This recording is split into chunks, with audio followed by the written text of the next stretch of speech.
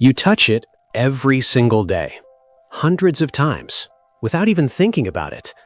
But inside that tiny piece of metal, there's a mechanical system so clever, so perfectly engineered, that it's barely changed in over 150 years. Today, we're cracking open the secret life of a door handle. Most people think a door handle is just a handle. You push it down, the door opens. Simple. But that's like saying a watch is just two moving hands. What's happening inside is a completely different story, and once you see it, you'll never look at a door the same way again. Let's go back, way back. Before door handles existed, people used wooden latches, a simple bar dropped into a slot. You lifted it, the door swung open. It worked, but it wasn't exactly elegant. Then came iron rings bolted into wood, then knobs, then levers. And slowly, over centuries, humans kept asking the same question. How do we make this simpler, stronger, and smoother? The modern door handle is the answer to all of that. Now let's talk about what's actually happening when you press that handle down. Inside every standard door handle, whether it's a lever or a round knob, there's a mechanical system called a tubular latch. It sits inside the door, completely hidden. You've never seen it, but it's working every single time. The latch has one key part, a small, angled, spring-loaded metal tongue. This tongue is called the latch bolt. It sticks out from the edge of the door. When the door closes, that angled face of the latch bolt hits the door frame, gets pushed back by the pressure, slides into the strike plate hole, and then snap, the spring pushes it back out. Locked in place, door closed. Now here's where the handle comes in. Running straight through the middle of the door, connecting both handles, is a metal rod called the spindle. When you press the handle down, the handle rotates. That rotation travels through the spindle. On the other side of the spindle, inside the latch mechanism, there's a small rotating piece called a cam. When the spindle turns, the cam turns with it, and the cam pushes against a piece called the follower, which pulls the latch bolt back, retracting it completely into the door. The tongue disappears, the door is free. It swings open. The moment you let go of the handle, the spring inside snaps everything back. The latch bolt shoots out again, ready for the next close. That entire process happens in less than half a second, every time you open a door. Now let's talk about the two main types of handles you see everywhere. First, the lever handle. This is the long bar that you press down. Levers work on pure mechanical advantage. Because your hand applies force at a distance from the pivot point, you need very little strength to operate them. That's why lever handles are required in public buildings and hospitals. Someone with arthritis, someone carrying groceries, someone with wet hands, they can all open a lever handle without struggle. Second, the round knob.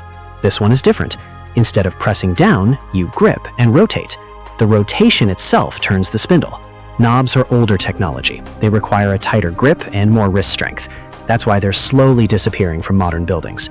But they still exist in millions of homes, and some people genuinely prefer them. Now, what about locking? How does a simple handle turn into a security system? This is where it gets interesting. Most door handles come in three versions. Passage, no lock at all, just open and close freely. Privacy, a small button or twist on the inside that blocks the spindle from turning. When you press that privacy button, it inserts a small pin into the spindle, freezing it. No rotation, no latch retraction. Door stays shut. And these privacy locks can usually be opened from outside with a small coin or a flathead screwdriver. It's not high security, it's just for bathrooms and bedrooms. Then there's keyed entry. This is real security. The cylinder at the center of the knob or lever contains a series of tiny metal pins called driver pins and key pins. In their resting position, these pins are in the wrong position. They block a piece called the plug from rotating. The plug is what needs to turn to retract the latch.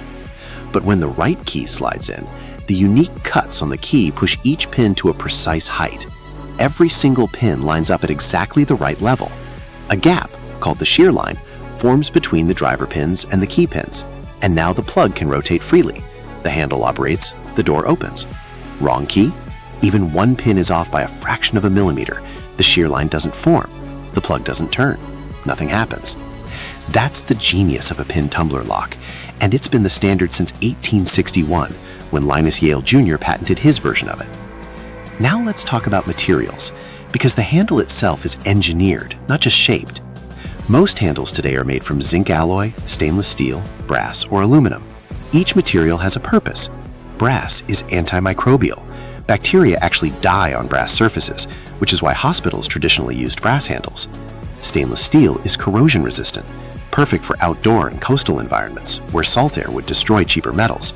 Zinc alloy is inexpensive and easy to cast into complex shapes, great for decorative handles in homes. Aluminum is lightweight but strong, used in commercial buildings where doors are opened thousands of times a day. The finish on top, whether it's polished chrome, matte black, brushed nickel, or oil-rubbed bronze, is usually just a coating, a thin layer of material applied to protect the base metal and make it look good. Some finishes are PVD, or physical vapor deposition, an aerospace-grade coating process that makes the surface nearly scratch-proof. And then there's the door itself. The handle doesn't just sit in wood, it sits in a latch faceplate that's mortised into the edge of the door, cut flush so the surface is completely smooth. The latch body slides into a cylindrical hole drilled straight through the door. The handle rosette or escutcheon plate sits over a larger hole on the face of the door, hiding the mechanism, covering the spindle. Everything fits together with precision. Remove any one piece, and the whole system fails. Here's something most people never think about. A door handle is a machine. By the formal definition of engineering, it's a simple machine, specifically a wheel and axle. The handle is the wheel, the spindle is the axle. When you apply rotational force to the larger radius, the handle, that force is transmitted and multiplied to the smaller radius, the spindle and cam. Less effort in, more mechanical effect out. That's physics, working in a piece of hardware that costs $20 at a hardware store. The door handle is also one of the most tested objects in human life.